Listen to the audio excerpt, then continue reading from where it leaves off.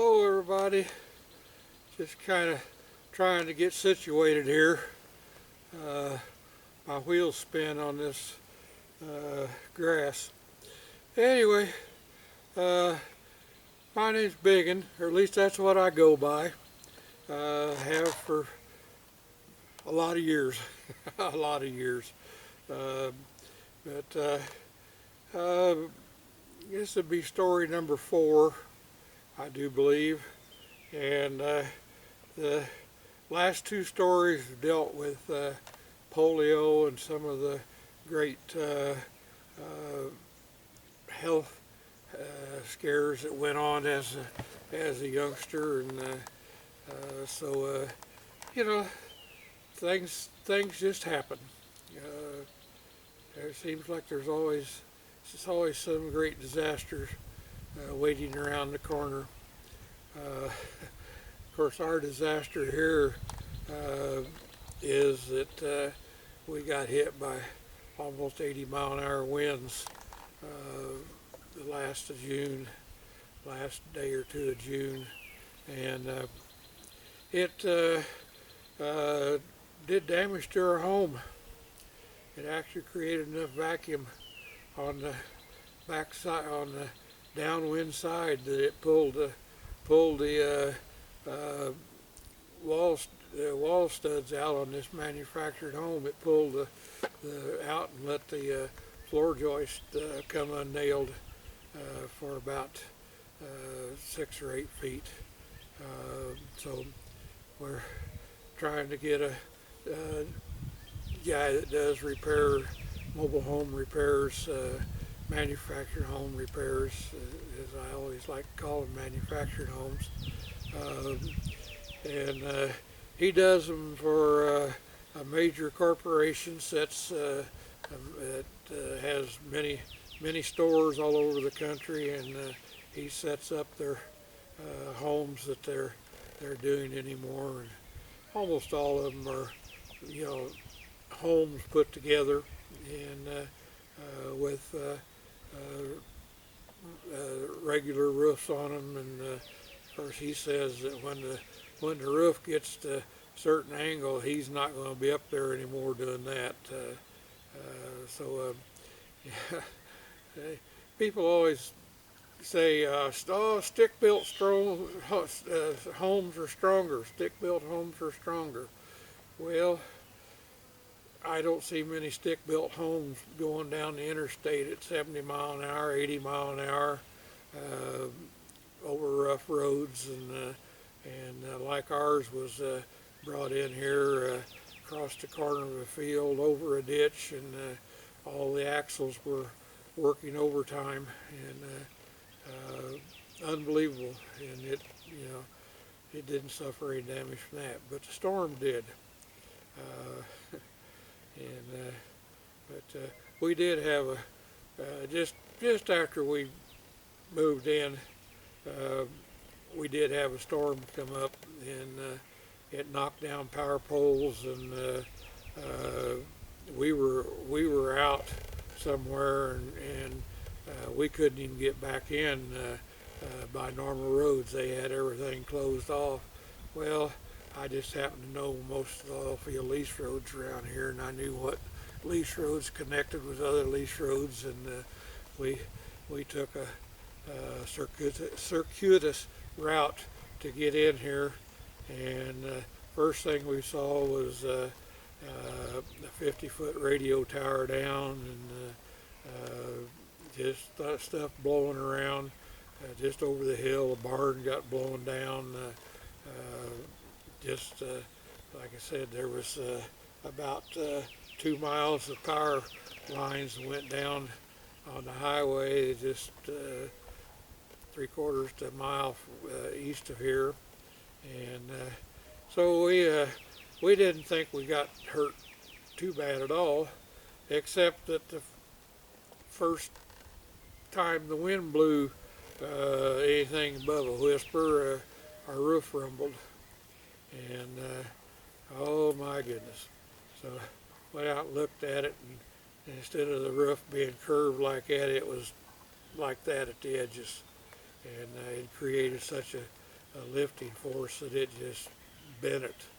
And so we had we got some the old redneck way, put some tires up on the roof and stop it from rumbling, and the insurance company came and they gave us a whole bunch of well, just BS. Oh, we'll just do this. If you don't like what we'll just do this. You know, if you don't like it, well, that's just all we're going to do. Blah blah blah blah blah. And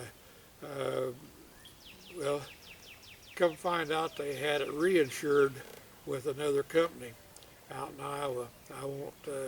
I won't use the name of either one of the companies, but it just so happened that one of the antique tractor group that I was on online had a gentleman that lived in that town, and I sent him a message and I said, you know anybody that works for this company? And he answered back, says, yes, my wife does. So I said, well, you know, we're having problems. You know, is there, you know, what do we do? You know, we need, you know, like that. He said, well, he was the manager of the airport. He says their lawyer and I share ownership of an airplane. And you know, less than 2 weeks later, we were having a new roof put on our home. So it's not who you know, or not who they think it's when you have an inside connection to getting around the BS and red tape that they seem to like to throw in. So yesterday, the insurance adjuster was here for the insurance company we have now. We pay pretty good, you know, amount of insurance on the home and all the buildings we have, and you know, the liability on the property and everything. So it's a fair amount of insurance. And so anyway, the adjuster was here. Oh, don't worry. You know, she says, don't worry. There's no problems at all. Don't worry. We'll take care of this. We'll take care of that. And well, as soon as your guy finds out what's you know, what's going to take to fix the home itself, you know, have him you know, get in touch with us, and you know, he said, you know, if his labor gets more than what he figures, well, we'll work with him. You know, no problems. And you know, well, the shade cloth over the hosta gardens. She said, "Oh, that's a beautiful hosta garden. I love hostas." And so I thought about bribing her with some. But anyway, she says, "Oh, the hosta garden and the roof over the greenhouse plastic over the well, what we call a tractor solarium. We put greenhouse plastic, you know, like a big greenhouse, only it's open on one side, and the wind just blew it out. I mean, it just shredded. It blew it out. So, oh, she says that'll just probably take care of the deductible. Ma'am, the deductible is $950, correct? Yeah. I said, we've already priced what it's going to take just to get the shade cloth and get it here. I said, that's over $700 and some dollars, actually $740 some dollars. And I said, that leaves just a little over $200. And I said, now that greenhouse plastic that's over the tractor solarium and on 3 of the sides, you know, we could you know, purchase more greenhouse plastic, and that don't come cheap. You know, that doesn't come cheap. And she said, well, yeah. And I said, now here's the thing that we could do. I said, I've got the pipe. We could add a couple more joists going up to the center center pipe, take off all the rods that give it the curved look and curved thing. And I said we could buy, second or third grade G-rib and some 2x4s and just put a G-rib roof up there, which would be, it would outlast me. That's why I don't worry about, getting lower grade roof. In fact, if we contacted the place about it, it wouldn't bother me a bit if they had pieces of 30 different colors.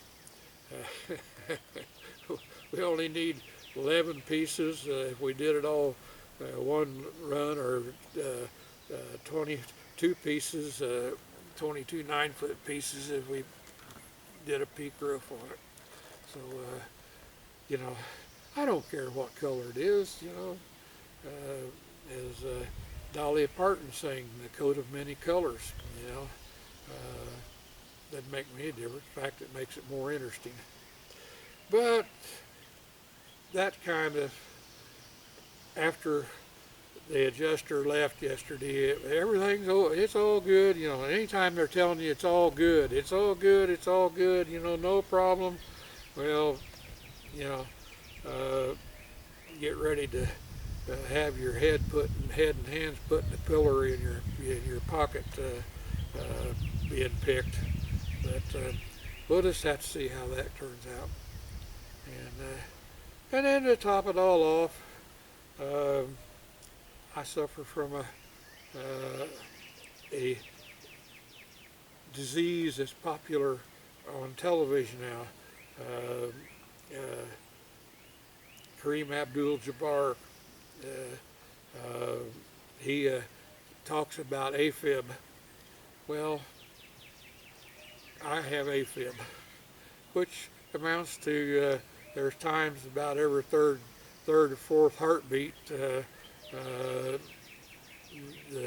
machine skips a beat, and it's not skipping a beat, it's just that the atrial fibrillations, the signal that goes across the heart gets scrambled, and the heart goes like that.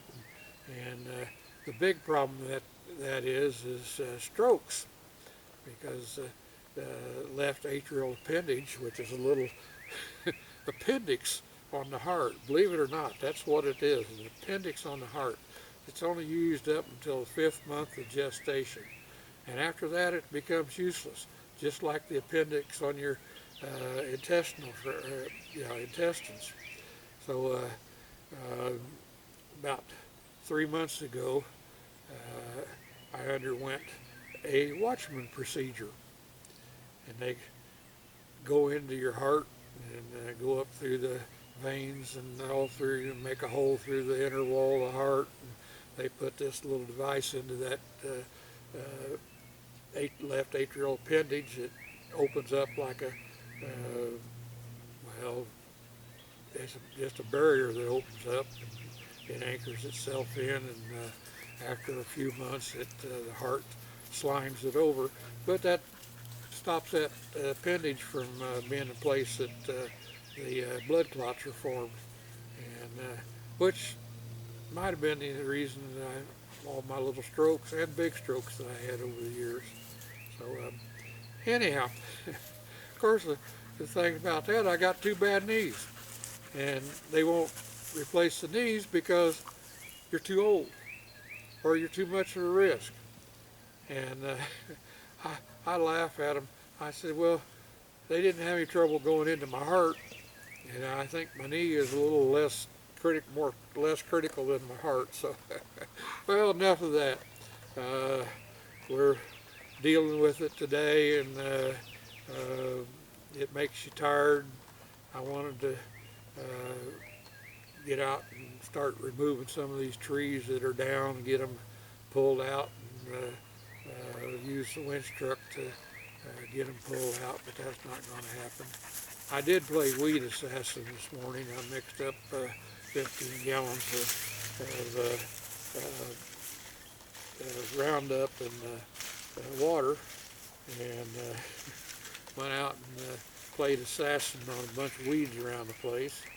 Just like my dog Roxy's down here at my feet, she's playing assassin on the tree limb that she's found. She's going to chew it up. So you hear a dog chomping on the stick, that's what it is. But now, you know, I don't know. Life throws you curves. We had everything all fixed for our retirement. And 2008, the Great Depression of 2008, which is caused by easy money. They'd loan money to Post if the Post could sign its name, and lax banking standards and everything. Well, my retirement that I had paid into, and it was there one day, and you know, it just disappeared. But I'm just one of the hundreds of thousands of people that lost their retirements during the Great Depression of 2008. You know, so hope nobody gets caught into that again. That was the worst depression since the Great Depression of the 20s. But you know, the bankers, they don't care. It's, you know, most of them still have their job tomorrow. They really don't worry too much. Or like I always said about my retirement that I had saved up and everything, that some bankers down in Tahiti sitting on the beach drinking pina coladas with my money. And so, but anyway, back to some of the things as a youth. We used to, as youngsters, we used to go sneak off and go swimming. And this was kind of more at the end of the polio, after the Jonas Salk vaccine came out, and polio became less of a scare, and so, you know, we'd sneak off, and there was several places that you could sneak off and go swimming to.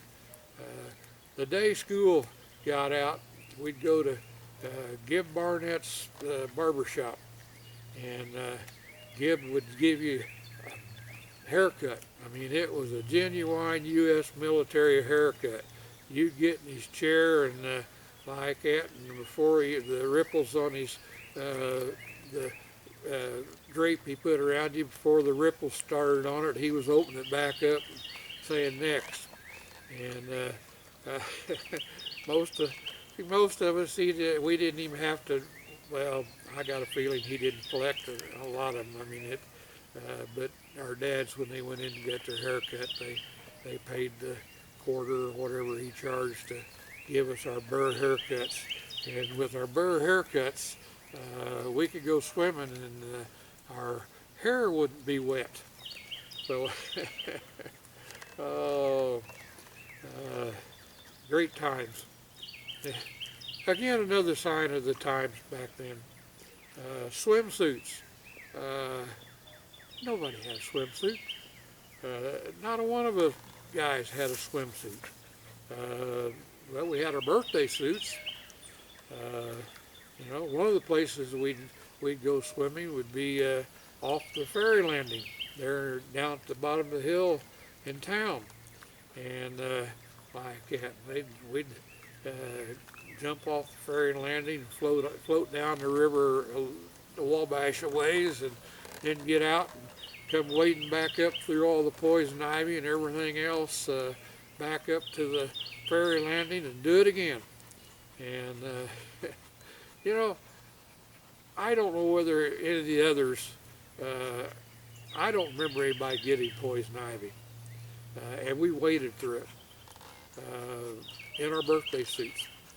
But I always attribute it to the fact that the Wabash River was so polluted at that time with oil field salt water and oil and everything that I think it just between that and we most of us became immune to it, and to this day I can Estella will say, "There's poison ivy there in my flower bed.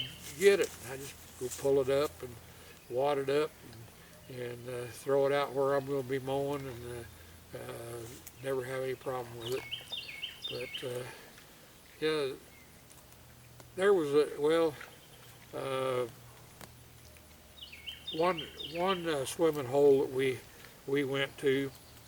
Uh, it seems like there's always would be a carload of the female persuasion, or as my old friend Jack used to say, the distaff side,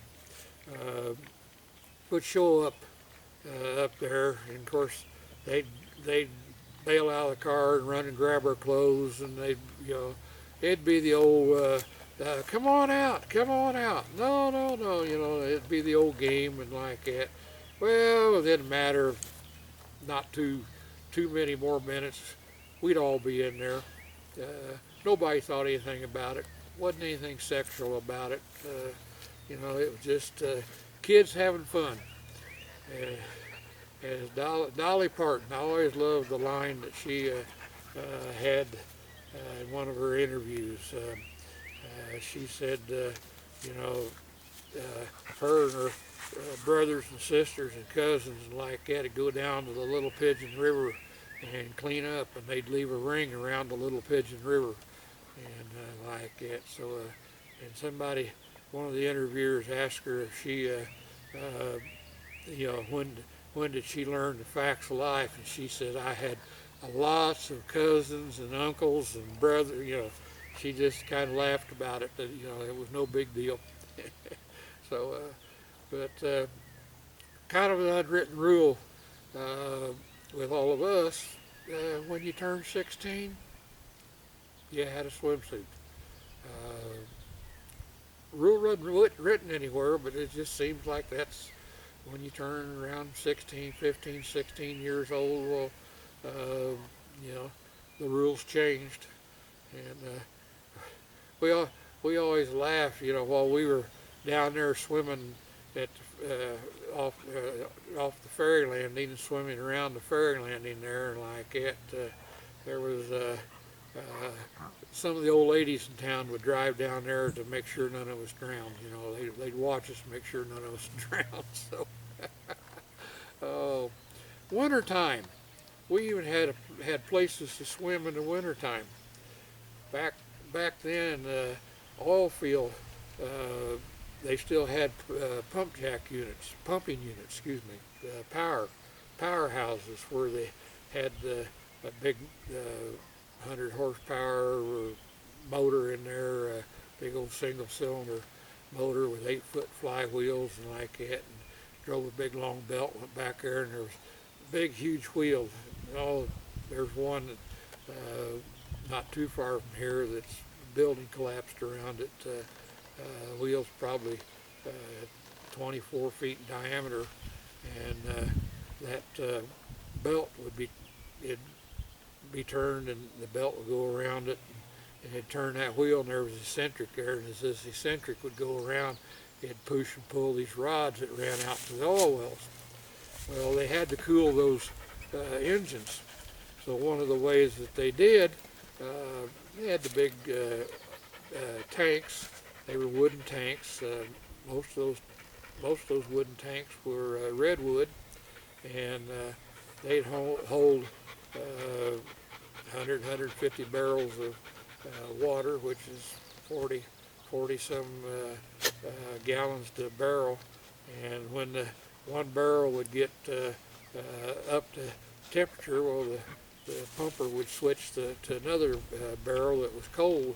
Well, we'd sneak out there, and we'd get in top of one of those barrels that, and get in there and paddle around, or enjoy the hot tub, which was basically what it was a big huge hot tub.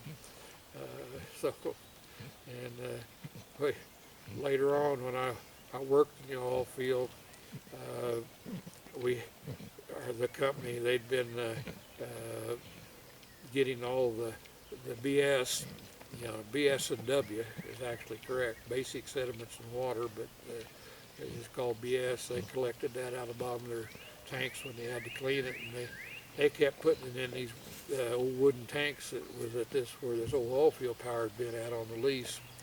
And so come time they had to clear that out, and they had a track hoe go in there, and he just hooked those bands that held those wooden tanks together.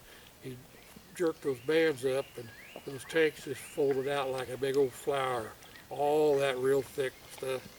Well, thank goodness I had stuff in the shop to do.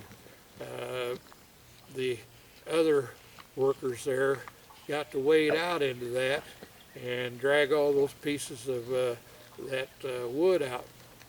And there was a guy that he wanted a bunch of it, and they loaded up our backhoe trailer with a bunch of it. I mean, they had it stacked up, and it came in, and they brought it into the shop, and they said, "Can you unload it?" Yeah. I took the big winch truck, picked up on the front of it, and figured I'd dump them off the back of it and into the pile. And well, the chain broke that had hooked to the top, and the front of the trailer come crashing down and broke most of the springs on the axles of the trailer. But got them off, and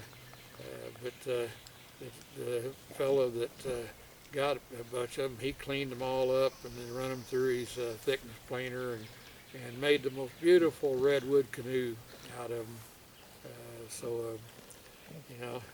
Out of a mess can come things that are pretty. But swimming, that was a big thing. Dad would, at the gas station, Dad would, I'd hint around, he's, go ahead, just don't let your mom find out about it. And but I'm sure moms always knew that we'd been sneaking off and going swimming. So, moms always know. That's all there is to it. You never get anything past a mom. So, anyway, this is just some of the musings of the things going on today. Insurance company, which, I'm sure that we're going to,